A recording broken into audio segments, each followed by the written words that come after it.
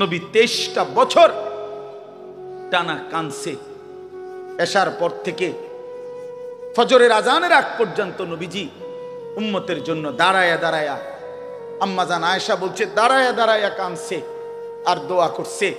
হাত্তা তাওয়াররামাত কাদামাহু, সারা রাত কানতে কানতে দুইটা পা মোবারক ফুলে ফুলে গেছে।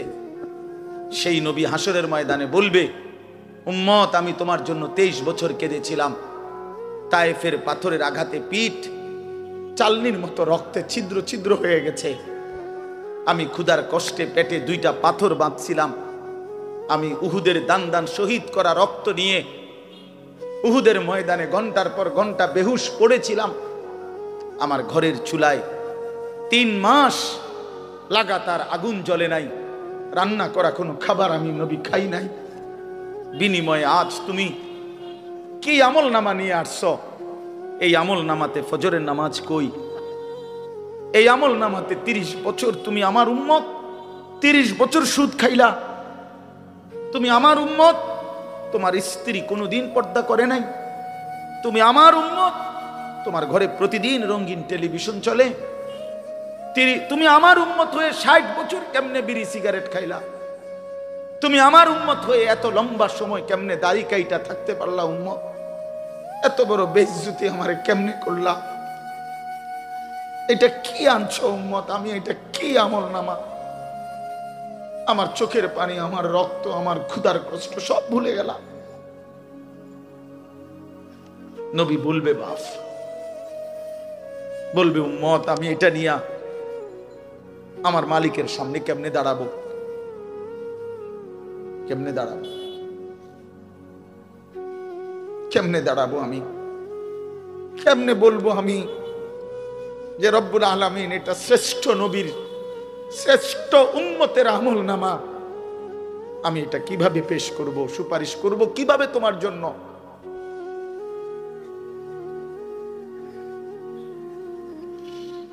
হায় মুসলমান, যদি কলিজা ছিঁড়ে বলতে পারতাম,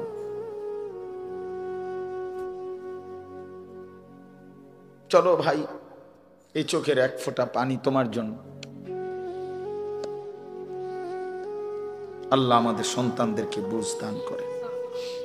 তোমরা নামাজি হও, তোমরা আল্লাহরে নারাজ করো না, তোমরা রাসূলুল্লাহ সাল্লাল্লাহু আলাইহি সাল্লামকে বেইজ্জতি করো না, বেইজ্জতি করো না, অপমান করো না। নবী কষ্ট পাবে যে উম্মত আমি শ্রেষ্ঠ নবী, আমার উম্মত তো শ্রেষ্ঠ উম্মত। কুনতুম খায়রা উম্মাহ, তোমরা আমারে অপমান করো না। মাদ্রাসার কোন জিম্মাদার উস্তাদ, আপনাদের কাছে আমার অনুরোধ, আপনারা আপনাদের ছাত্রদেরকে প্যান্ডেল থেকে কিছুটা কমায়া এলাকার লোকজন ছেলে পেলে ওদেরকে বসার সুযোগ করে দেন। মাদ্রাসার কোনো জিম্মাদার উস্তাদ মেহেরবানি করে আপনাদের ছাত্র কিছু কমায়া দেন। আপনাদের ছাত্ররা ইনশাআল্লাহ প্রয়োজনে মসজিদে বসে শুনুক, কিন্তু মহল্লার লোকজনের বসার জন্য জায়গা করে দিক। এটা ভালো হবে।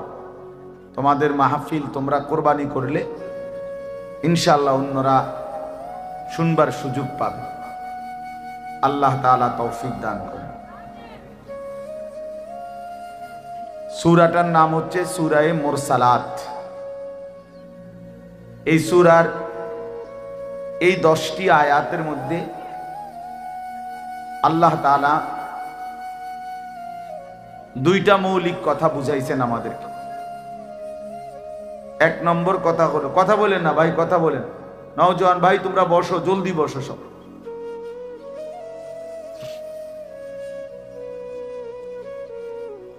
এই 10টি আয়াতের মধ্যে আল্লাহ তাআলা 2টা কথা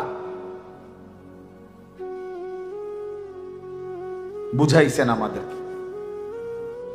একটা হলো আল্লাহকে মানার পরিণতি কি, আর একটা হলো আল্লাহকে না মানার পরিণতি কি।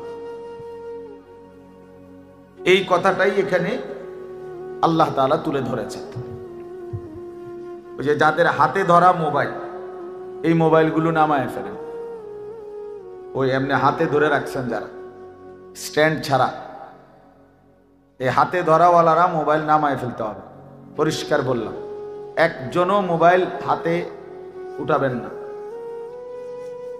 যে কথা শুনবে না ও চলে গেলে ভালো, আপনি উঠে যান, আমি কিন্তু ধমক দিয়ে উঠাই দেব। কথা না শুনলে, আপনি না মানতে পারলে আপনি অন্য জায়গায় গিয়ে বসেন। এই জন্য দয়া করে হাত দিয়ে, এটা সমস্যা আছে। সমস্যাটা কি? সমস্যা হলো দুইটা। একটা হলো যে বেচারা মোবাইলটা ধরে রাখে, সে একটা শব্দ কিছু বোঝে না, তার পুরা দিল দেমাগ জেহেন মোবাইলের মধ্যেই থাকে। অর্থাৎ তার ফিকির হয় যে আমার মোবাইলে উঠতেছে কিনা। তো মোবাইলে তো উঠছে, ঠিক আছে, তো আপনার নিজের ফায়দা হলো কি? বলে না মোবাইলে ওয়াজ, এটা দেখাবো অন্য কেউ। তো মোবাইলে ওয়াজের কি কোনো অভাব পড়ছে? কয় লাখ দরকার, হাজার হাজার কাতারে কাতারে ওয়াজ মোবাইলে। তো কাজেই এটা শুধু শুধু একেবারেই ফালতু একটা কাজ। বরঞ্চ নিজের জন্য যদি কিছু সবক নেওয়া যায়, নিজের দিলের মধ্যে যদি কিছু নেওয়া যায়, এতে লাভ বেশি, আমার নিজের উপকার হলো। দ্বিতীয় সমস্যা হলো এই পিছনের জন এটার দিকে তাকায় থাকে, এই ডানে বামে 1 2 3 জন, ওরারও নজর থাকে ওই মোবাইলের, ফলে এতে করে ওই বেচারাও বঞ্চিত হয়।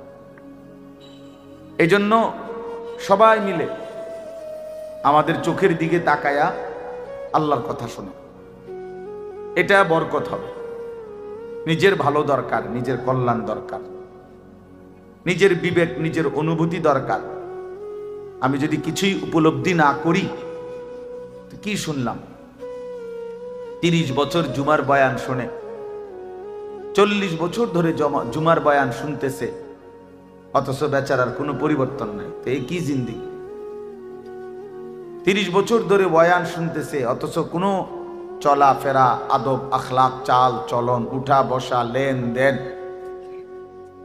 আচরণ, উচ্চারণ কিছুতেই পরিবর্তন নাই। তো কি ফায়দা হল বলেন? এই জন্য দয়া করে কোরআনুল কারীম আমাদের জিন্দেগি পরিবর্তনের জন্য, জীবন সাজিয়ে তুলবার জন্য, হুদাল্লিন নাস, এটা মানুষের হেদায়েত, হুদাল্লিল মুত্তাকিন, যারা আল্লাহকে ভয় করতে চায়, আখিরাত পেতে চায়, জাহান্নাম থেকে বাঁচতে চায়, আল্লাহর নাফরমানি ছাড়তে চায়, জান্নাত পেতে চায়, আল্লাহ পাকের গোলামি আর বন্দিগি করতে চায়, আল্লাহ বলেন তাদের জন্য সুস্পষ্ট, পূর্ণাঙ্গ, নিখুঁত হেদায়েত। এখান থেকে জান্নাত, একদম নিখুঁত লোকেশন। কোরআন লোকেশন একদম নিখুঁত। কোরআনুল কারীম আল্লাহ তাআলা এই জন্যই নাযিল করছে। বহু সিফাত কোরআন শরীফের আল্লাহ তাআলা বলছে। মাউইযাতুন, এটা উপদেশ, বুশরা, এটা সুসংবাদ, রাহমাতুন, এটা রহমত, বাসাইরুল লিন্নাস, এটা মানুষের জন্য অন্তর্দৃষ্টি সম্পন্ন জ্ঞান, গভীর জ্ঞান। এটা তিবিয়ানান লিকুল্লি শাই, সমস্ত বিষয়ের পরিপূর্ণ বিস্তারিত বর্ণনা। এসব কোরআনের বৈশিষ্ট্য। মা ফাররাতনা ফিল কিতাবি মিন শাই, আল্লাহ তাআলা বলেন কোরআনুল কারীমের মধ্যে আমি কোনো কিছুর আলোচনা ছেড়ে দেইনি। আমার বান্দার কিয়ামত পর্যন্ত যত জরুরত সব আমি পূর্ণাঙ্গ করেছি, বিস্তারিত বলেছি, কোনো আলোচনা বাদ দেই নাই। দেখতে ছোট হলেও এতে পূর্ণাঙ্গ আলোচনা।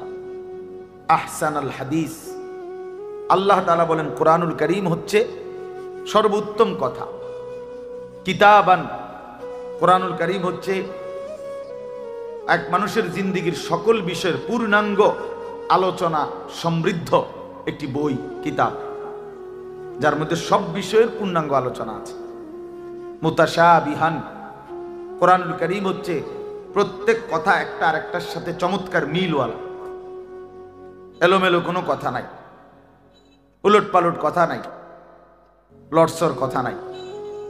মাসানি, কোরআনুল করিম হচ্ছে আল্লাহ তাআলা বলেন বারবার তেলাওয়াতকৃত, পাঠকৃত কিতাব। এটাই একমাত্র কিতাব আসমানের নিচে জমিনের উপরে যেটা কোটি কোটি মানুষ প্রতিনিয়ত 24 ঘন্টা পড়তেছে। কারণ পৃথিবীতে একই সময় সূর্য ডুবে না, সময় এক মুহূর্তের একই হিসাবে না, এটাই আল্লাহর কুদরত। এখন যদিও রাত, আমাদের এখানে সব জায়গায় এখন রাত, সৌদি আরব আরো 3 ঘন্টা এখনো আলো বাকি আছে। ওখানে দেখেন গিয়ে প্রখর রোদ, অথবা আসরের পরের টাইম, তাহলে সেখানে তো এখনো আরো 2-2.5 ঘন্টা আলো আছে, কোথাও পূর্ণ দিন। তাহলে এই যে সময়ের ব্যবধান, তার মানে হলো আমাদের রাত 10টায় 11টায় মনে করেন আমাদের মাদ্রাসার পড়াশোনা বন্ধ হয়ে গেল, কিন্তু সারা পৃথিবীর থেকে বন্ধ হয় না। আল্লাহর জমিনের কোথাও না কোথাও আজান হচ্ছে, কোথাও না কোথাও নামাজ হচ্ছে, কোথাও না কোথাও জিকির হচ্ছে, কোথাও না কোথাও মালিকের কোরআন তেলাওয়াত হচ্ছে। এটা বন্ধ হয়ে গেলে পৃথিবীর নিঃশ্বাস বন্ধ হয়ে যাবে।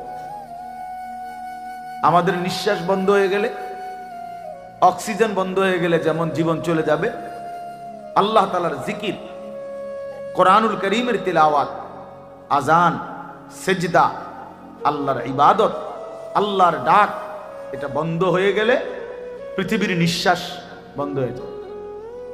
তখন কিয়ামত হয়ে যায়, পৃথিবী আর থাকবে না।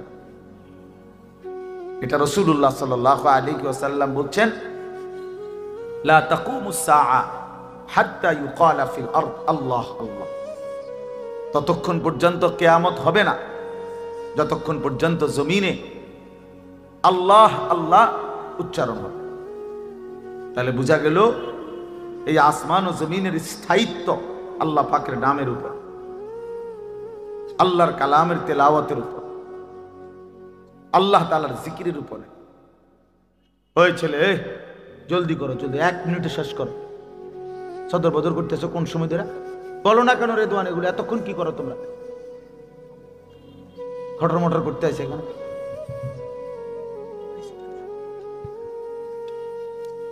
তো এই জন্য বাপ,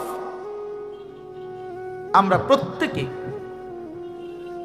এটা মনে রাখা চাই, কোরআনুল করিম আমাদের জিন্দেগি পরিবর্তনের জন্য কতভাবে যে আপনার আল্লাহ তাআলা কোরআনুল করিমের মধ্যে কোরআনুল করিমের বৈশিষ্ট্য তুলে ধরছেন বহুভাবে। কোরআনবিহীন জিন্দেগি একটা ফালতু জিন্দেগি। কোরআন তেলাওয়াত করতে পারে না, একেবারে দেখে দেখেও আল্লাহর কোরআন পড়তে পারে না, একটা ফালতু মুসলমান, একদম ফালতু লোক, একটা বাজে মানুষ, আকামলা লোক। ভাত কতটি খায় আর ঘুম যায়, আসছে দুনিয়া চিত্তিয়া ঘুম যাই, তুমি চিনছে ভাতের থালা, আঙ্গাসার তেলাপি, বুঝেন নাই? এটাই চিনছে, দুনিয়া চিনছে। ভাত, মাছ, বিল্ডিং, ঘর, দালান, পেশাব পায়খানা, যৌন চাহিদা পূরণ, জিভুত লইয়া কাবজাব, এটাই মনে করছে সে জীবন। অথচ এইটা কাফের মুশরিকদেরও জীবন, এটা জন্তু জানোয়ারেরও জীবন। সমস্ত বেঈমানও এই খাদ্য পানীয়, আহার, নিদ্রা, কামাই রোজগারি, যৌন চাহিদা পূরণ, পেশাব পায়খানা, ঘুম ইত্যাদি নিয়েই ব্যস্ত। জন্তু জানোয়ারও এগুলো পূরণ নিয়ে ব্যস্ত। তা আমি যে মুসলমান, আমার আলাদা বিশেষত্ব, আমার আলাদা গুণাগুণ। ভাত খানার নাম নি মুসলমান, বলেন? ঘুম যাওয়ার নাম নি মুসলমান, তাইলে বিল্ডিং করছেন আপনি? আমি একটা বিরাট মুসলমান হুজুর, আল্লাহর রহমতে 6 তলা বিল্ডিং করছে। আপনি 6 তলা বিল্ডিং করছেন? কুকুর বিড়ালের যেদ্দুর দেমাগ আছে, এই হাইওয়ানের এদ্দুরও নাই।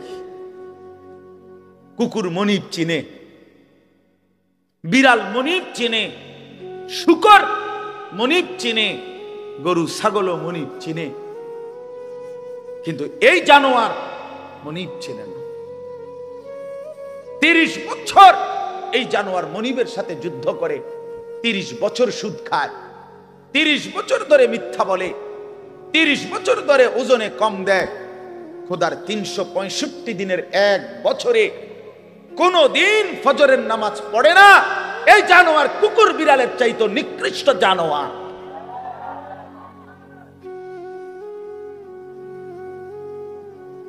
তো মানুষের বাচ্চা দূরে থাক, পরের খবর। এক জন্তু জানোয়ার যেতটুকু মনিব চিনে, এই জানোয়ার এটাও চেনে না। এক বছরে কোনোদিন মনে পড়বে না একটা মুসলমানের বাচ্চা, আরে কিও ভাই, আমার কাছে রীতিমতো এটা গবেষণার বস্তু মনে হয় যে এটা কিভাবে সম্ভব, এটা কিভাবে সম্ভব, এটা কিভাবে সম্ভব যে একটা বছর চলে গেছে এই নাফরমান কোনোদিন ফজরের নামাজ পড়ে নাই। এটা মানুষের বাচ্চা কেমনে, আমার এটা মাথাতে ধরে না। কেমনে মানুষের বাচ্চা হইল? ওরে মানুষের বাচ্চা কেন বলবে? ওই জানোয়ার না তো কে জানোয়ার?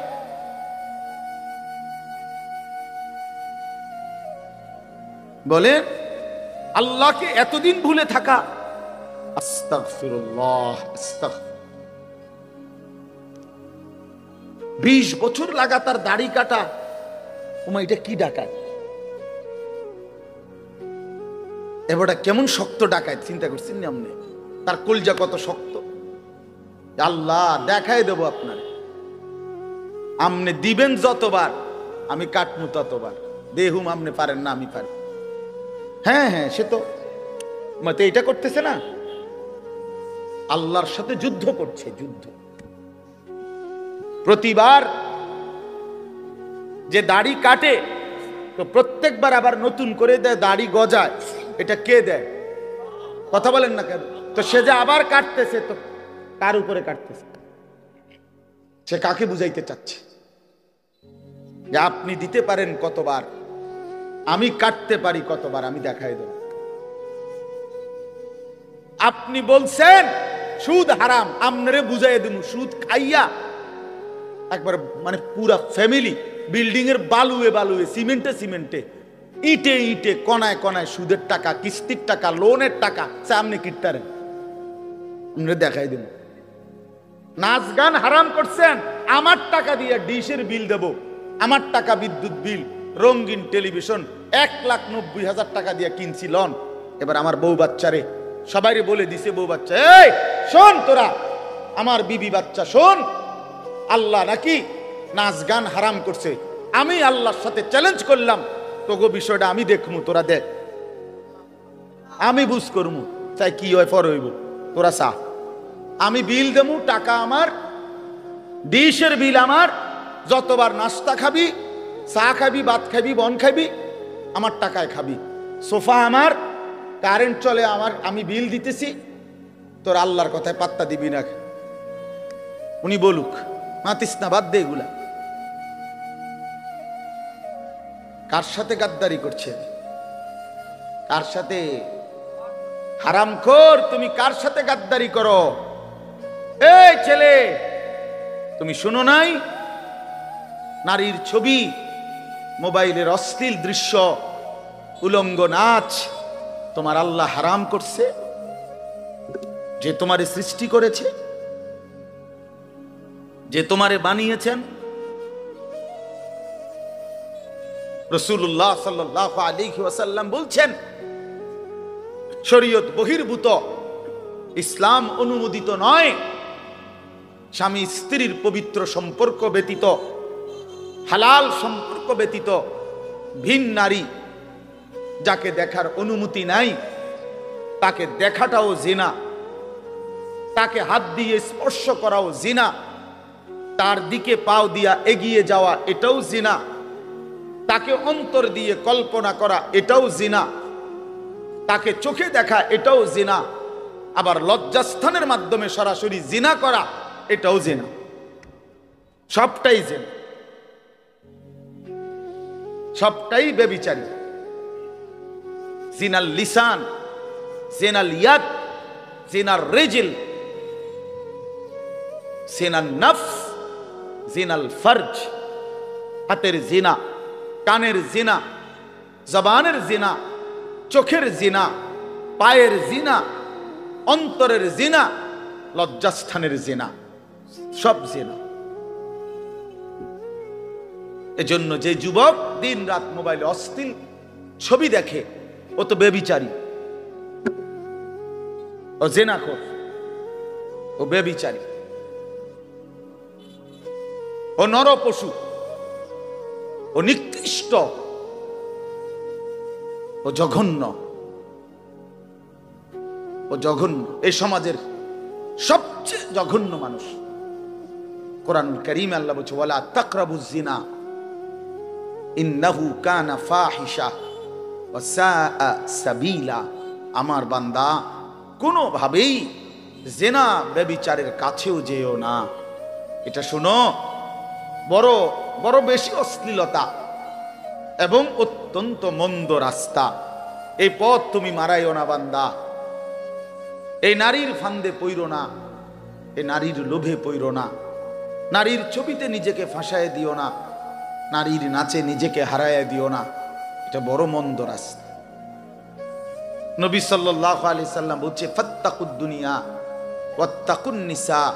আমার উম্মত, দুনিয়ার মুসিবত, দুনিয়ার ধোঁকা, এর থেকে বেঁচে থাকো, নারীর ধোঁকা থেকে বেঁচে থাকো। নর্তকীর হাসি ওই হাসি না, ও তো জাহান্নামের আগুন। বেপর্দা নারীর অঙ্গভঙ্গি, এ তো অঙ্গভঙ্গি না দোস্ত, ছেলেরা, এ তো জাহান্নামের আগুন। ওই পাউডার, ফেয়ার এন্ড লাভলি তো আগুন, আগুন ছাড়ার কিছু না। বেহায়া বেপর্দা নারী তো তোমারে আগুনের মধ্যেই ফেলে দিল, জাহান্নামেই ফেলে দিল। কোরআনুল কারীমের মধ্যে আছে, আল্লাহ তাআলা বলছে তিনটা অপরাধ, ওয়াল্লাযীনা লা ইয়াদউনা মা'আল্লাহি ইলাহান আখারা ওয়া লা ইয়াকতুলুনা আন-নাফসাল্লাতী হারামাল্লাহু ইল্লা বিল হক ওয়া লা ইয়াজনুন। এই তিনটা অপরাধ। এক, আল্লাহর সাথে শিরিক। দুই, অন্যায়ভাবে কাউকে হত্যা করা। তিন, একদিন দেখে দুনিয়াতেও অপদার্থ, আখিরাতেও অপদার্থ, আর কোনো কাজে লাগে না। এজন্য ফিরে আসো ভাইয়া, যে কয়জন ছেলে আছো ফিরো ভাইয়া। আল্লাহ বলছেন ইল্লা মান তাবা, অসাধারণ কথা আল্লাহ বলছেন, ওয়া আমানা ওয়া আমিলা আমালান সালিহান ফাউলাইকা ইউবাদদিলুল্লাহু সাইয়্যাতিহিম হাসানাত। বাহ! মালিক বলে, হ্যাঁ তবে শুনো, শিরিক করলে বলছি ডবল ডবল শাস্তি দেব, অন্যায়ভাবে কাউকে হত্যা করলে বলছিস ডবল ডবল শাস্তি দেব, জিনা ব্যভিচার করলে ডবল ডবল শাস্তি দেব, লাঞ্ছিত করে জাহান্নামে ফেলে দেব। তবে যে ব্যক্তি তওবা করলো, আমি আল্লাহর সবগুলো কথায় বিশ্বাস করলো এবং পুরা দমে নেক আমল শুরু করে দিল, আল্লাহ বলেন আমি ওয়াদা দিলাম তার পেছনের সব গুনার পৃষ্ঠা আমি আল্লাহ নেকি দিয়া পূর্ণ করে দেব। যা বান্দা, সাফ, ভালো হয়ে গেছো, সাফ, পিছন ক্লিয়ার, যা পরিষ্কার করে দিলাম পিছন, এবং গুনার খালি পৃষ্ঠা যেগুলো মুছে দিছি এখন সেই জায়গায় নেকি দিয়া পূর্ণ করে দিলাম। ওয়াকানাল্লাহু গফুরার রাহিমা। আল্লাহ বলেন, যদি বলো বান্দা এতটা কেন করলেন মাওলা, এত মহানুভবতা কেন দেখালেন আল্লাহ? আল্লাহ বলে, জানো না বান্দা, আমি আল্লাহ তো হচ্ছি গফুরুর রাহিম। আমি তো বান্দা শাস্তি দিতে পছন্দ করি না বান্দা, মাফ করে দিতেই তো বেশি পছন্দ করি, দয়া করতেই তো বেশি ভালোবাসি। ওয়াকানা বিল মুমিনিনা রাহিমা। আল্লাহ বলেন, আমার মুমিন বান্দার প্রতি আমি খুব বেশি দয়াবান, খুব বেশি দয়াবান। অপেক্ষায় থাকি বান্দা, কোনদিন যদি গুনার নাফরমানি ছেড়ে দেয় আর করবে না, তো যদি ওয়াদা দেয়, লজ্জিত আর অনুতপ্ত হয়ে চোখের এক ফোঁটা পানি ফেলে দেয়, রাত গভীরেও যদি একাকী আমি আল্লাহকে ডাক দেয়, আল্লাহ বলে বান্দা আমি ওয়াদা দিলাম, গাফারতু লাকা ওয়ালা উবালি, কোনো পরোয়া না করে তৎক্ষণাৎ আমি তোকে মাফ করে দেব। তুমি আইসো বান্দা, মনে পড়লেই আমার কাছে আইসো, ভুল বুঝলেই আমার কাছে আইসো, গুনাহ যদি ছেড়ে দিতে পারো আমার কাছে আইসো বান্দা। আর করবা না যদি বলতে পারো, মিথ্যা আর বলবা না, চুরি আর করবা না, জিনা করবা না, বেবিচার করবা না, সুদ খাইবা না, ঘুষ খাইবা না, হারাম নাফরমানির জিন্দেগি ছেড়ে দিয়ে আমি আল্লাহর কাছে আইসো। মনে রাখো বান্দা, গুনাহ যদি আসমান পরিমাণও হয়, আমার শর্ত মোতাবেক যদি আসো, আমি আল্লাহ এক নিমিষেই মাফ করে দেব। লাউ আন্না যুনুবাকা লাউ বালাগাত যুনুবুকা আনানাস সামা সুম্মা ইস্তাগফারতানি গাফারতু লাকা ওয়ালা উবালি। আল্লাহ তাআলা বলে বান্দা, তোমার গুনাহ যদি আসমান পর্যন্ত পৌঁছে যায়, তবু যদি তুমি আমারে 3 শর্তে আমার কাছে আসো, 1 হলো গুনাহ ছেড়ে দিলা, 2 আর করবা না ওয়াদা দিলা, 3 লজ্জিত আর অনুতপ্ত হয়ে চোখের পানি ছেড়ে দিলা, মাফ চাইলা, আমি ওয়াদা দিলাম কোনো পরোয়া করব না, ওয়ালা উবালি অর্থ হলো কোনো পরোয়া নাই, আমি তোমারে মাফ করব, কোনো দেরি নেই। লাউ আন্নাকা আতাইতানি বিকিরাবিল আরদি খাতায়া লা আতাইতুকা বিকিরাবিহা মাগফিরা, যদি তুমি জমিনের বালুকণা পরিমাণ গুনাহ নিয়েও আসো, আমি সম পরিমাণ মাগফিরাত নিয়ে আসো। তুমি আইসো, তুমি ঘাবড়াইও না, শুধু ছাইরা দিবানি কম, শুধু আর করবা না ওয়াদা দাও, শুধু লজ্জিত আর অনুতপ্ত হয়ে মাফ চাও। আল্লাহর নবী সাল্লাল্লাহু আলাইহি ওয়াসাল্লাম বলেন, ইন্নাল্লাহা ইয়াকবালু তাওবাতাল আবদ মা লাম ইউগারগির। মৃত্যুর চূড়ান্ত যন্ত্রণা, সাকরাতুল মউত, গরগরা, শেষ নিঃশ্বাস টানা, মানুষ মউতের পূর্বে যেটা টানে, এই গরগরা আসার পূর্ব পর্যন্ত যদি আমার কাছে তওবা করে ওই 3 শর্তে আমার কাছে যদি আসো, আল্লাহ রাসূল বলছে আল্লাহ মাফ করে দিবে। কিন্তু শর্ত হইল ওই 3টা হইতে হইবে। আমনের ভিতরে ইয়াকিন, আমনে কোনো বাটফারি ছাড়তেন না, আমনে যেমনি আছেন এমনি এমনি হুজুরের লগে তালে তালে ডোলে, আস্তাগফিরুল্লাহ রাব্বি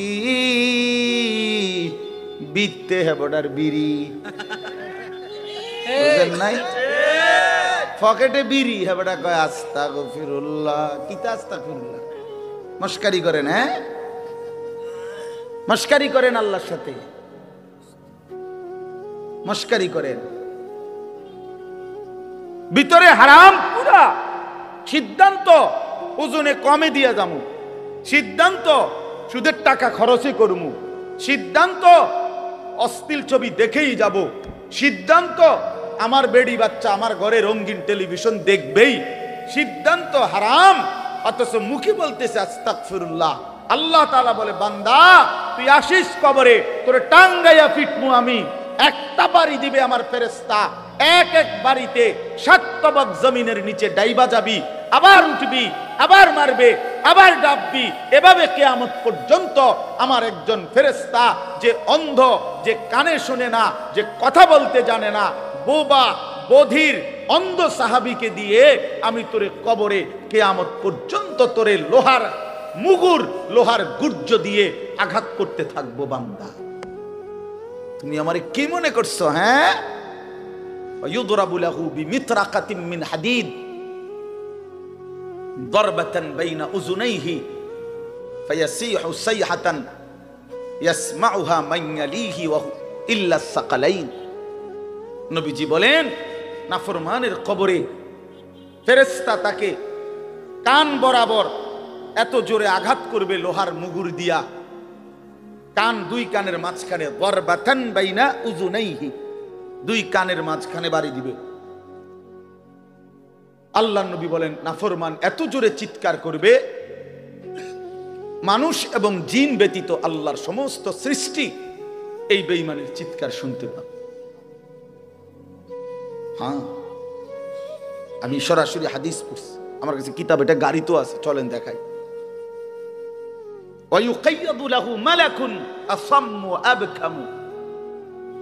নবীজি বলেন তার জন্য যে ফেরেশতাকে নিয়োগ দেওয়া হবে কবরে, সেই ফেরেশতা বোবা, বধির। আরেক হাদিস আছে আমা, অন্ধ। তো যে এই যে বেচারা যে চিল্লায়, উনি তো শুনে না, কথা বোঝেন নাই? এই বেচারা যে চিল্লাইতেছে, ফেরেশতা তো দেখেও না। এই বেচারার চিল্লানির জবাবে উনি যে তার একটা সান্ত্বনা দিব, এইটাও তো উনি তো কথাই কইতারে না। আমরা তো শুধু ফিডের রূপে আছে, এনে কি চলতে আছে ওই বেটার জান শেষ, সেই তো খবর নাই। ফেরেশতা তো শুধু ফিরতে আছে। আল্লাহ আমাকেই মাফ করে দেন। হাদিসের মধ্যে আছে বাপ, বয়স্ক বাবা, আপনাদেরকেও বলি, বয়স্ক বাপ জীবনটা শেষ হায়াত সাদওয়ানে শেষ করে দিলেন। বয়স্ক মানুষ জিফুত সব যখন মোটামুটি আয় রোজগার শুরু করে এবার অসংখ্য মানুষ চা দোকানদারের সাথে চুক্তি করে, চা দোকানদার ভাই এ আল্লাহর যে কয়দিন হায়াত দেয় আল্লাহর রহমতে দোয়া করেন, এই 3টা 4টার দিকে আমু আমনের কাছে রাত 9টা 10টা পর্যন্ত যতক্ষণ শৈল্যে কুলায় আমনের চা দোয়ানে বইয়ে থাকবো, বন খামু, বিড়ি খামু, চা খামু, আলু চপ, পেঁয়াজু, আর কি আর টেলিভিশন শৈল্যে যে দূর পারি অন্তর এই বয়স নাই। তারপরও চাইলাম পুরান কথা তো মনে হইব কমপক্ষে। এই জন্য এই অসভ্যতা, 60 বছর বয়স এখনো বিড়ি খায়, 60 বছর বয়স এখনো কথায় কথায় গালি দেয়, 60 বছর বয়স এখনো হারামের রোজগার করে, 60 বছর এখনো চা দোকানে নর্তকীর নাচ আর নাটক সিনেমা দেখে। এই লোক কি পরিমাণ অসভ্যতা! এই লোকের গুনাহ কত ভারী চিন্তা করেন। গুনাহ শুরু করছে মনে 14 বছর থেকে, নাফরমানি শুরু করছে আজকে 15 বছর থেকে, বয়স হয়ে গেছে 60, আজও ফিরবার সময় হয় নাই, এখনো কবর মনে পড়ে নাই, এখনো আখেরাত মনে পড়ে নাই। হায় দুর্ভাগা বাবা, আর কোন দিন মনে পড়বে বলে? আর কোন দিন, আর কখন? আল্লাহকুমুত তাকাসুর হাত্তা যুরতুমুল মাকাবির। কোরআন শরীফে আছে, আল্লাহ বলছে বান্দা আল্লাহকুমুত তাকাসুর, দুনিয়ার লোভ, দুনিয়ার নেশা বাড়ানোর প্রতিযোগিতা, আরো গাড়ি, আরো বাড়ি, আরো বিল্ডিং, আরো দালান, আরো জায়গা, আরো জমি, আরো ক্ষেত, আরো ফসল, আরো নেতাগিরি, আরো মাতব্বরি, আরো অহংকার, জি ফুত, এই নিয়ে বাড়াবাড়ি। আল্লাহ তাআলা বলেন সব এগুলো তোমাদেরকে ডুবাইয়া দিল, আখিরাত ভুলাইয়া দিল। হাত্তা যুরতুমুল মাকাবির, এভাবেই একদিন কবরেই পৌঁছে গেলা, একদিন তো কবরেই পৌঁছে গেলা। কাল্লা সাউফা তা'লামুন, আল্লাহ বলে সাবধান বান্দা, এই কবরে আসলেই তুমি জানতে পারবা তোমার নাফরমানির শাস্তি কি। সুম্মা কাল্লা সাউফা তা'লামুন, আবারও জানতে পারবা হাসরের ময়দানে জাহান্নামের শাস্তি দিয়া তোমার নাফরমানির পরিণতি কি। 2 বার বলছেন আল্লাহ, একবার বলছে কবরে জানতে পারবা তোমার নাফরমানির শাস্তি কি, আরেকবার জাহান্নামে জানতে পারবা হাসরে তোমার নাফরমানির শাস্তি কি। সামান্য কয়টা বুট বেচতে বেচতে বেচারা 1 ওয়াক্ত নামাজ পড়ে না, কদ্দুর চা বেচে, 2টা বন বেচে, বেচারা 1 ওয়াক্ত নামাজ পড়ে না। একটা অটো চালায়, নামাজ পড়ে না। একটা সিএনজি চালায়, নামাজ পড়ে না। 12,000 14,000 টাকার একটা বেতন, এই কদ্দুর চাকরি করে, এটুকুর জন্য একটা নামাজ, একটা সেজদা দেয় না আল্লাহকে। হায় রে নাফরমান, কি পাইয়া আল্লাহরে ভুলে গেল। এই একটা বুটমুড়ির দোকান, একটা বন বিড়ির দোকান, একটা অটো, একটা সিএনজি, 12,000 14,000 20,000 টাকার একটা সামান্য চাকরি, এই সামান্য এটুকুর জন্য আল্লাহকে ছেড়ে দিলেন। আখিরাতকে ভুলে গেলেন। আস্তাগফিরুল্লাহ, আস্তাগফিরুল্লাহ। প্রিয় ভাই আমার, ছেলেরা আমার, তোমাদেরকে বলি ভাইয়া, 12,000 টাকার একটা বড় মোবাইল অথবা 18,000 টাকা 20,000 টাকার একটা মোবাইল পাইয়া আল্লাহকে এইভাবে ভুলে গেলা। নিজের চরিত্র, নিজের ইজ্জত, নিজের আত্মমর্যাদা, নিজের বংশের মর্যাদা, বাবা মায়ের সম্মান, ইসলামের সম্মান, আল্লাহর কথা, রসুলের কথা, কবর, মরণ, আখিরাত সব ভুলে গেলা ভাইয়া। এই মাত্র 20,000 টাকার কাছে এভাবে হারিয়ে গেলা, এভাবে চরিত্রহীন হয়ে গেলা। সারা দিন নাই, রাত নাই। আমাদের ছেলেগুলোর দিকে তাকাইলে মায়া হয়। সারাটা দিন হাঁটে, বসে, চলে, ফিরে, শুধু মোবাইল, শুধু মোবাইল, শুধু মোবাইল, শুধু রাতকে রাত, সারা রাত। ওই দেখেন ওই অপদার্থ কি করে, দেখেন, দেখছেন, দেখছেন ভাই কি পরিমাণ অপদার্থ, দেখেন কি পরিমাণ বেহায়া। চিন্তা করছেন? হ্যাঁ, এটাই জীবন। কিসের ইসলাম? কে বলে, কি বলে? আমার মোবাইল, আমি আছি, আমার মোবাইল আছে, এমবি আছে, চার্জ আছে, খালাস। আর কি বলে? এই অসভ্যতার শেষ কোথায়? এই নোংরামির শেষ কোথায় বলেন? আমাদের এই প্রজন্ম গিয়ে থামবে কোথায়?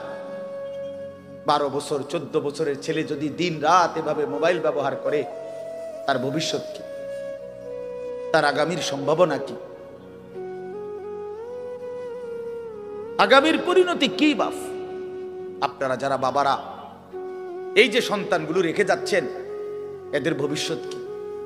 যে একটা ওয়াক্ত নামাজ পড়ে না, যে আল্লাহর কোরআন পড়ে না। আল্লাহ আমাদেরকে বুঝ দান করেন, আল্লাহ আমাদের দিল দান করেন, আল্লাহ তাআলা আমাদেরকে ফিকির দান করেন। আমার ভাই, আমার বাবা, আমার তাইলে মূল বক্তব্য হলো, আমাদের জিন্দেগির একটা মূল বিষয়, আমরা মুসলমান হিসাবে আমাদের মৌলিক দায়িত্বই হলো দুইটা জিনিস। একটা হলো গুনাহ বর্জন, আরেকটা হলো আল্লাহ তাআলার হুকুম পালন। এটাই আমগো জিন্দেগি। ভাল লাগলেও এটাই কাম, ভালো না লাগলেও এটা কাম।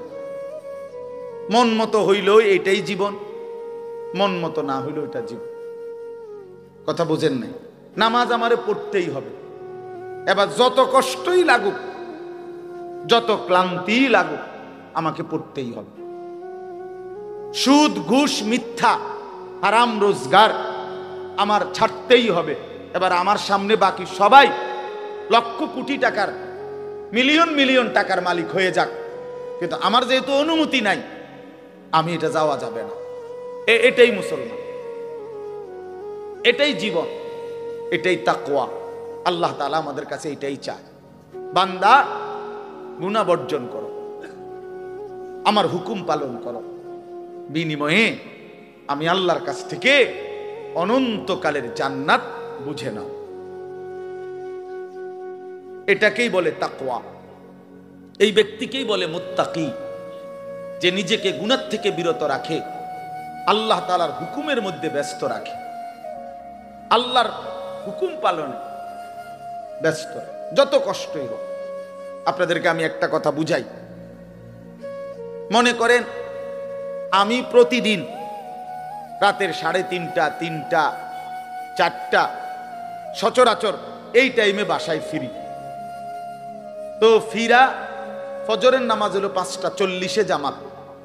তাহলে আমার হাতে তখন আর সময় আছে 1 ঘন্টা, 1.5 ঘন্টা, সোয়া ঘন্টা এরকম।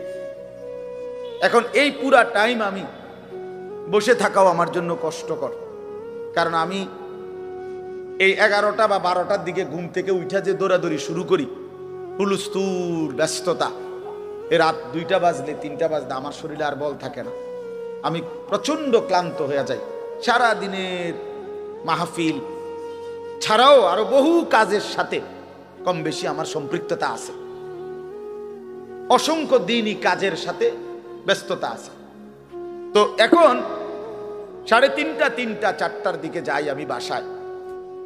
গিয়া যখন ঘুমাই তো আর 1 ঘন্টা বাকি ফজরের জামাত, 1.5 ঘন্টা বাকি। আমার জন্য ভীষণ কষ্ট হয় এই সময় আবার উঠা ফজরের জামাত ধরা। আমি আমার ঘুমের চারদিকে 3টা অ্যালার্মওয়ালা, একটা অ্যালার্মওয়ালা ঘড়ি, 2টা মোবাইল, একটা চায়না মোবাইল, পিছনে পুরাটাই স্পিকারওয়ালা, অনেক আওয়াজ হয়, ভীষণ আওয়াজ। এইটা একটা, এই মোবাইল একটা, আবার একটা অ্যালার্ম ঘড়ি, 3টা একসাথে। একটা টি টেবিলের উপরে, একটা আমার কাপড় চোপড় রাখি, আমার একটা ছোট্ট আলমারি আছে, এটার উপরে একটা আমার মাথার কাছে, অর্থাৎ একটু দূরে রাখি এই জন্য যে অনেক সময় হয় কাছেরটা অ্যালার্ম বাজতে বন্ধ করে দিছি ঘুমের তাড়না, তো এইটা তো বাজে, ওইটা তো বাজে। তার মানে 3টা একসাথে যখন বাজা শুরু করে শেষ পর্যন্ত আমাকে উঠতেই হয়, কারণ প্রচন্ড ঘুম রাইখাও আমি তখন উঠা জামাতে শামিল হওয়ার চেষ্টা করি। কেন? আমি এটা বিশ্বাস করি মরিবাসি আমার তো নামাজ পড়তেই হবে। কথা বুঝছেন কি না? তাহলে এটা যদি কারো সিদ্ধান্ত হয় ভাই আমাকে এটা পড়তেই হবে, আমাকে এটা করতেই হবে, আমার এটা লাগবেই, এই ছাড়া আমার কোনো উপায় নাই। এই ছাড়া যেহেতু আমার কোনো উপায় নাই, অতএব এটাই আমার জিন্দিগি, এটাই আমার জীবন, এটাই আমার জীবন। এই পৃথিবীর সব মানুষ, পৃথিবীর সব সুন্দরী দেখুক, আমার জন্য যেহেতু অনুমতি নাই, আমি শুধু আমার বিবিকেই দেখি। কথার কথা, আমার যেটা অনুমতি আছে আমি তাকেই দেখতে হবে। এই পৃথিবীর কোটি কোটি মানুষ হারাম রোজগার করুক, কিন্তু আমি বিশ্বাস করি আমার আখেরাত আছে, আমার আল্লাহর সামনে হিসাব দিতে হবে। অতএব আমরা এই মাদ্রাসায় পড়ুয়ারা, কত কত মসজিদের ইমাম, আমাদের 10,000 8,000 টাকা বেতন, 12,000 টাকা বেতন, অথচ বিবি অসুস্থ, একটা অপারেশন করতে গেলে বলে 50,000 60,000 1 লাখ টাকা। বেচারার চোখ দিয়া পানি পড়ে যে হায় কোত্থেকে কি হবে। কিন্তু এরপরেও এই 8-10 হাজার টাকা বেতনে আমাদের এই কওমি মাদ্রাসাগুলোর বেতন, উস্তাদদের যা বেতন তো আমরা বলি না, এই যাই একটু ওজিফা দেয় এটা তো এক একজনের 50 60 70 80 হাজার টাকা করে, ঠিক না? কি বলেন জানেন? অল্প কয় টাকা, অল্প কয় টাকা। এইটুকু দিয়ে খোদার 30 দিন আখেরাতের আশায়, পরকালের আশায় কলজা বাইন্ধা হারাম থেকে বাইচা জিন্দিগি চালায় বাপ। কারণ মুমিন বিশ্বাস করে এটাই আমার শেষ না, ইমানদার বিশ্বাস করে, মুত্তাকি বিশ্বাস করে এখানে আমার শেষ না। ऐसे रहे या वैसे रहे वहां देखना फिर कैसे रहे। দুনিয়া এমনি কিংবা হেমনে, একভাবে না একভাবে থেকেই গেলাম, দেখার বিষয় হলো সেখানে কেমন থাকবো। ওহা মানে সেখানে, ওহা দেখনা ফির कैसे रहे, ওখানে কেমন থাকবেন সেটা মূল বিষয়। এখানে সুখে থাকলেও কবরে যেতে হবে, এখানে দুঃখ থাকলেও কবরে যেতে হবে। যুবক ভাই, আমার নওজোয়ান, আমার বয়স্ক বাপ, আমাকেও বলি আপনাকেও বলি, এটাই সত্য যে আল্লাহ তাআলা আমাদেরকে বলছে, বান্দা আমি কিন্তু তোমারে রাখবো না, আমি তোমারে নিয়েই আসবো। হাসলেও মরে যাবা, কাঁদলেও মরে যাবা। সুখের অট্টালিকায় যদি থাকো তবুও মৃত্যু হবে, দুঃখের কুড়ে ঘরেও যদি পড়ে থাকো তবুও মৃত্যু হবে। সুস্থ থাকলেও মরে যাবা, অসুস্থ হইলেও মরে যাবা। 3 বেলা খানা, সন্তানের বিদেশের টাকা, বিল্ডিং এর টাকা, বাড়ি ভাড়া সব থাকলেও মরে যাবা, কিচ্ছু না থাকলেও মরে যাবা। জীবনে কোনোদিন যে সুখ দেখে নাই তারও মৃত্যু হবে, জীবনে যে কোনোদিন দুঃখ দেখে নাই প্রিয় বন্ধু আমার, সেও মরে যাবে। আমার ভাই, কেউ মরতে চায় না, কোনো মানুষ মরতে চায় না, আত্মীয় স্বজনও তাকে মরতে দিতে চায় না। সবাই তো চেষ্টা করে বেঁচে যাক, কিন্তু কে তাকে নিয়ে যায়, কে তাকে নিয়ে যায়? প্রতিদিন যে মানুষ মরে, প্রতিদিন যে দাফন হয়, বন্ধু আমার, এরা কেউ মরতে চায় নাই, কিন্তু এক অদৃশ্য মালিক তিনি তাদেরকে নিয়ে যাচ্ছেন, নিয়ে যাচ্ছেন। অতএব প্রিয় বন্ধু, প্রিয় বাপ, সবার কাছে অনুরোধ, আপনাদের এই ভাই, আমি আমার সহ আপনাদেরকে অনুরোধ করলাম, গুনাহ ছেড়ে দেন, আল্লাহর নাফরমানি ছেড়ে দেন বাপ, আল্লাহ তাআলা কবুল করে নেন, আল্লাহ তাআলা হিম্মত দান করেন। আমি এবার শুধু শেষ আমার কথা তর্জমাটা বলি, তাহলে আমার কথা শেষ। 10টা আয়াতের তর্জমা শুনেন, শুধু অনুবাদ শুনলেই আপনি বুঝবেন আল্লাহ কি বলছে। ইন্নাল মুত্তাকিনা ফি যিলালিন ওয়া আয়ুন, আল্লাহ বলে গুনাহ থেকে বিরত থাকবে যারা, আমার হুকুম মানবে যারা, তারাই আমার মুত্তাকি বান্দা। আমি আল্লাহ ওয়াদা দিলাম তাদেরকে আমি আল্লাহ অনন্তকালের জন্য জান্নাতের ছায়া এবং জান্নাতের ঝর্ণা ধারাতেই থাকতে দেব। ও ফাওয়াকিহা মিম্মা ইয়াশতাহুন, এবং আমার বান্দা যা চাইবে জান্নাতে আমি সমস্ত ফল ফলাদি দ্বারা তাকে আপ্যায়ন করব। কুলু ওয়াশরাবু হানিআম বিমা কুনতুম তা'মালুন, আর আমি আল্লাহই আমার জান্নাতি বান্দাকে বলবো সারা জিন্দেগীর নেক আমলের বিনিময়ে পুরা জান্নাত নিশ্চিন্তে আরামসে খাও, পান করো, উপভোগ করো। ইন্না কাযালিকা নাজজিল মুহসিনিন, আল্লাহ তাআলা বলেন আমি এভাবেই আমার নেককার পুণ্যবান আমার অনুগত বান্দাদেরকে বিনিময় দিয়ে থাকি। সুবহান। এবারের উল্টোটা আল্লাহ বলেন, এবারের বিপরীতটাও শোনো বান্দা, আমার অনুগত মুত্তাকি নেককার বান্দাকে তো আমি বললামই পুরস্কার দেব, এবার অবাধ্যকে কি করব? ওয়াইলুন ইয়াউমাইযিল লিল মুকাদ্দিবিন, আল্লাহ বলেন মিথ্যাবাদী নাফরমান পাপী তোমরাও শুনে রাখো, ইয়াউমাইদিন সেদিন তোমাদের জন্য ওয়াইলুন জাহান্নাম। কুলু ওয়া তামাত্তাউ কালিলান ইন্নাকুম মুজরিমুন, অল্প কিছুক্ষণের এই দুনিয়ায় তোমরা নাফরমানেরা খাও, ভোগ করো, কোনো অসুবিধা নাই, আমি বাধা দেব না এখন, তবে শুধু মনে রাখবা ইন্নাকুম মুজরিমুন, তুমি কিন্তু পাপী। নাস্তা খাও, মনে না মানা নাই, শুধু মনে রাখো ফজরের নামাজ পড়ো নাই। রাতের ভাত খাও বান্দা, কোনো অসুবিধা নাই, শুধু মনে রাখো এশার নামাজ পড়ো নাই। বিল্ডিং করছো করো, ঘুমাইতে চাচ্ছ ঘুমাও, শুধু মনে রাখো সুদের টাকা, কিস্তির টাকা, লোনের টাকায় বানানো বাড়ি, এ কথা শুধু মনে রাখো। এখন ঘুমাও, ভাত তরকারি খাও, দুনিয়া আমি আটকাবো না, দুনিয়া আমি জন্তু জানোয়ারকেও আটকাই না, খানা তো আমি কুত্তারেও খাওয়াই, তোমারে খাওয়াইতাম না। ঘুম তো আমি কুত্তারেও ঘুমাইতে দেই, তোমারে দেব না। দুনিয়া তো ভোগ করতে দিছি আমি জানোয়ারকেও, তোরে ভোগ করতে দেব না কেন? বান্দা খাও, কোনো অসুবিধা নেই, শুধু মনে রাখবা নাফরমান ওয়াইলুন ইয়াউমাইযিল লিল মুকাদ্দিবিন, সেদিন কিন্তু জাহান্নাম। আবার বলছে কথা এটা, ফাইযা কিলা লাহুমুরকাউ লা ইয়ারকাউন, তোমারে বারবার বলা হয়েছিল নামাজ পড়তে, তুমি মোটেও নামাজ পড়লা না, তুমি বিষয়টারে পাত্তাই দিলা না। ওয়াইলুন ইয়াউমাইযিল লিল মুকাদ্দিবিন, আবারও বলছি নাফরমান সেদিন কিন্তু জাহান্নাম। এই সূরাতে 10 বার কথা এটা আছে, আশ্চর্য। এই সূরাটার মধ্যে মোট 50টা আয়াত, কয়টা? এর মধ্যে 10টা আয়াত, 10 বার এই কথাইটা আল্লাহ বলছে, ওয়াইলুন ইয়াউমাইযিল লিল মুকাদ্দিবিন, মিথ্যাবাদী নাফরমান পাপীদের জন্য সেদিন জাহান্নাম, জাহান্নাম, জাহান্নাম, জাহান্নাম, জাহান্নাম, জাহান্নাম। এই কথাইটা 10 বার আছে। আর কতবার বলতো? কথা বোঝেন নাই? এক সূরাতে কয়বার? 10।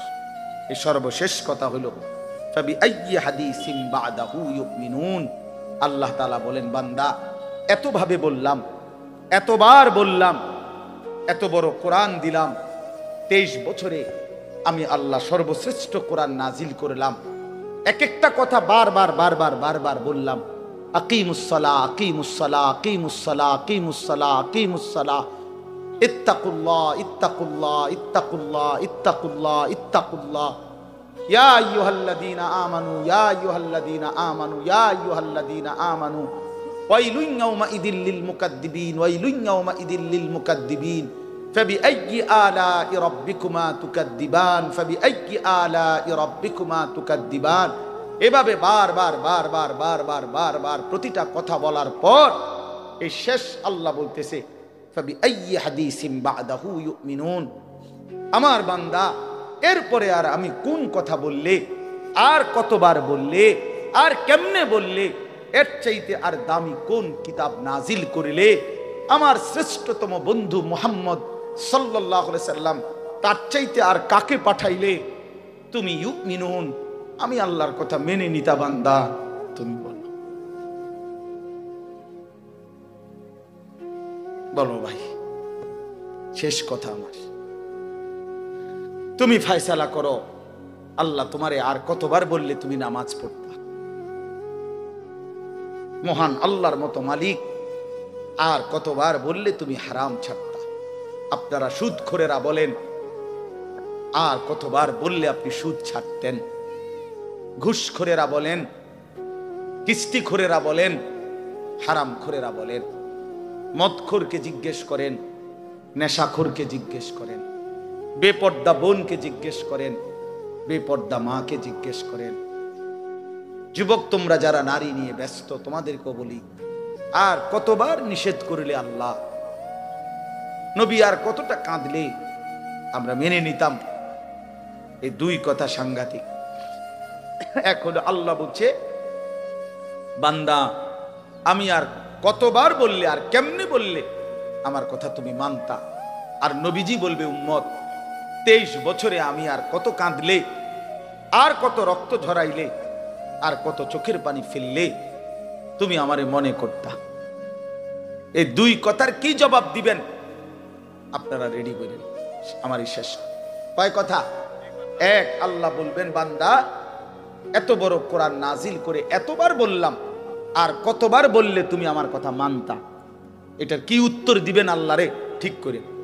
আর নবীজি জিজ্ঞেস করবে হাসরের ময়দানে, উম্মত 23 বছরে আমি এত কান্না, এত চোখের পানি, এত রক্ত, এত দান দান শহীদ করা, পেটে পাথর বাঁধা, আর কত কাঁদলে, আর কত রক্ত ঝরাইলে, আর কত ক্ষুধার কষ্ট করিলে তুমি আমার কথা শুনতা, আমি রসুলকে মনে করতা, আমার সুন্নাতকে ধরতা? আমি জানতে চাই উম্মত, বলো। হ্যাঁ, মাশাআল্লাহ, চাচা যান দিল থেকে কথা বলছে যে কোনো জবাব থাকবে। আসলে কি কোনো জবাব থাকবে ভাইয়া? বলো, ছেলেরা বলো, ভাই তোমরা বলো, কি বলবা তখন মালিকের সামনে, রসুলের সামনে?